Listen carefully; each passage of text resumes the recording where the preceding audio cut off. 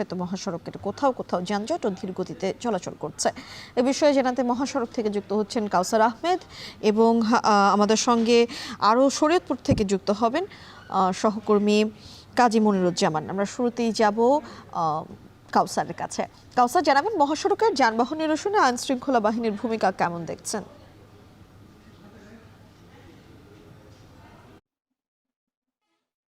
মিম, আইন শৃঙ্খলা বাহিনী সর্বোচ্চ সহযোগিতা করার চেষ্টা করছে। আমরা যতটুকু জানতে পেরেছি যে এই মহাসড়কে জ্বালানির অভাবে বেশ কয়েকটি যানবাহন বিকল হয়েছিল। এছাড়াও কয়েকটি যানবাহনের ইঞ্জিনের সমস্যা হয়েছিল, সেগুলোও কিন্তু এই জেলা পুলিশের পক্ষ থেকে এবং মেকানিক নিয়ে তারা সেই যানবাহন সচল করে তার পরবর্তীতে তারা এই মহাসড়কে যানবাহন স্বাভাবিক রাখার আপ্রাণ চেষ্টা করে যাচ্ছেন।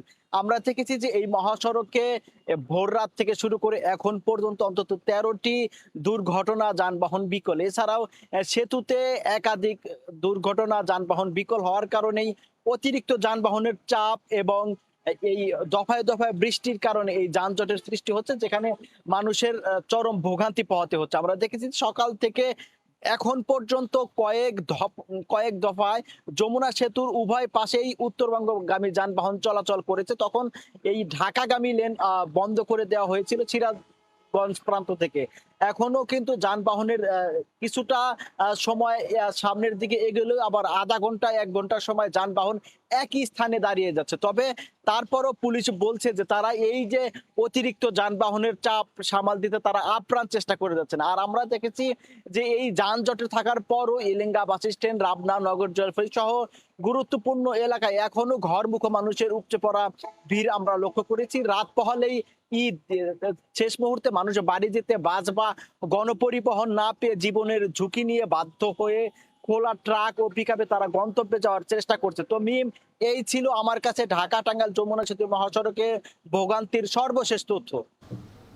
টাঙ্গাইল থেকে মহাসড়ক থেকে যুক্ত হয়েছিলেন কাউসার আহমেদ। এবারে আমরা যাচ্ছি মনিরুজ্জামানের কাছে। তিনি আছেন পদ্মা সেতুর টোল প্লাজায়, দক্ষিণ পশ্চিমাঞ্চলের যে প্রবেশদ্বার পদ্মা সেতু, সেই পদ্মা সেতুর মাওয়া প্রান্তের টোল প্লাজাতে। মনির, একটু জানতে চাই আপনার কাছে সড়ক মহাসড়কের যান চলাচলের চিত্র।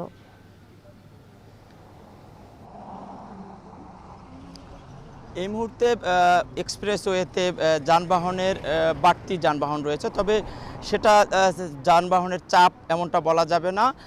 আমরা দেখছি যে এই এক্সপ্রেসওয়েতে সকালের যে যানবাহনের বাড়তি যানবাহন ছিল তার থেকে এখন যত বেলা গড়াচ্ছে কিছুটা যানবাহনের চাপ কমতেছে। বেশিরভাগ সময় কিন্তু টোল প্লাজায় ফাঁকা থাকছে এবং যেই যানবাহনগুলো আসছে সেগুলো কিন্তু দ্রুত সময়ের মধ্যে টোল পরিশোধ করে সে পদ্মা সেতু পার হয়ে গন্তব্যে পৌঁছে যাচ্ছে।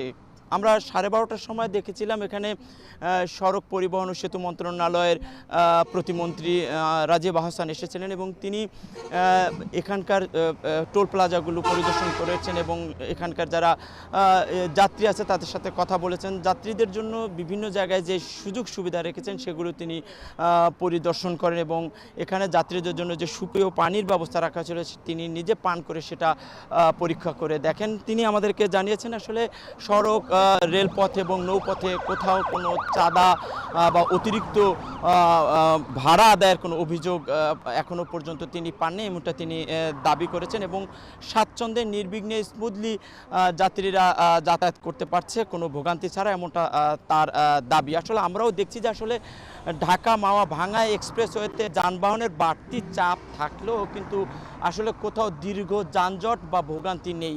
এবছর গত 2 দিন ঈদ ছুটিতে কিন্তু পদ্মা সেতুতে যানবাহনের টোল আদায়ের রেকর্ড 9,83,00,000 টাকার উপরে টোল আদায় হয়েছে এবং প্রচুর সংখ্যক যানবাহন পারাপার হয়েছে, এমনটা কিন্তু পদ্মা সেতুর টোল আদায়ের যারা সংশ্লিষ্ট তারা আমাদেরকে জানিয়েছেন। তারা বলছেন যে আসলে এখানে ইটিসি রয়েছে উভয় প্রান্তে এবং পাশাপাশি যে টোল আদায়ের বুথগুলো সেখানে অল্প সময়ের মধ্যেই তারা টোল আদায় করতে পারছেন। তো আসলে সড়কে চাপ কিছুটা থাকলেও সেটা কিন্তু বিড়ম্বনা হচ্ছে না, তবে বৈরী আবহাওয়া মাঝে মাঝে কিন্তু যাত্রীদের ভোগাচ্ছে। সব ভোগান্তি বা দুর্ভোগ সব পেরিয়েই কিন্তু উতরিয়েই কিন্তু সবাই গ্রামের বাড়িতে যাচ্ছেন, পরিবার পরিজনের সাথে ঈদের আনন্দ তারা করবেন তেমন করার জন্য যাচ্ছেন এবং সেটাই কিন্তু আমরা দেখছি তাদের চোখে মুখে সেই উচ্ছ্বাস, আনন্দ। মিম। সরাসরি যুক্ত হয়েছিলেন সহকর্মী কাজী মনিরুজ্জামান।